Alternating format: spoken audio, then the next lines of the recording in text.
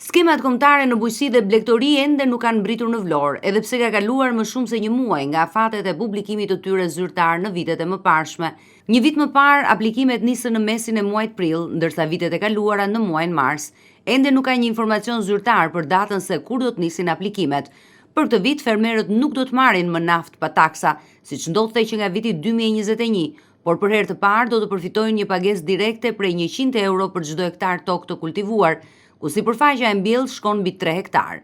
Ky ndryshim vjen në një kohë kur çmimi i naftës në vend ka shënuar rritje si pasojë e luftës në lindjen e mesme. Fondi paraprak për bujqësinë mësohet se këtë vit është 5.2 miliard lek. Për herë të parë parashikohet mbështetje për mbashtruesit e derrave, ku çdo kokë do të subvencionohet me 7.000 lek në fermat e jo më pak se 5 krerë.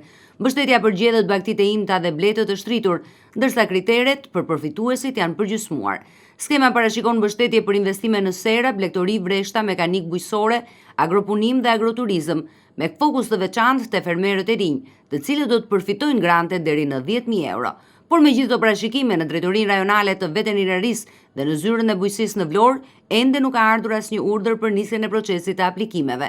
Skema kombëtare 2026 do të nisë me një buxhet prej 5.2 miliard lekësh, 1.6% më i lartë se një vit më parë. Përveç mbështetjes direkte, skema do të shoqërohet me instrumente të integruara financiare, si kredia e butë me garanci sovrane. Një lehtësi tjetër e rëndësishme për fermerët është kompensimi në masën 10% i autofaturave tatimore të grumbulluara, të cilat do dorëzohen 2 herë në vit, duke mundësuar përfitimin periodik të kompensimit. Këto politika synojnë formalizimin e mëtejshëm të sektorit bujqësor, uljen e kostove të prodhimit dhe rritjen e konkurrueshmërisë së produkteve shqiptare, si në tregun vendas, ashtu dhe në tregun ndërkombëtar. Megjithatë, mbetet për të parë se kur do të hapen aplikimet në Vlorë për bujqit dhe fermerët.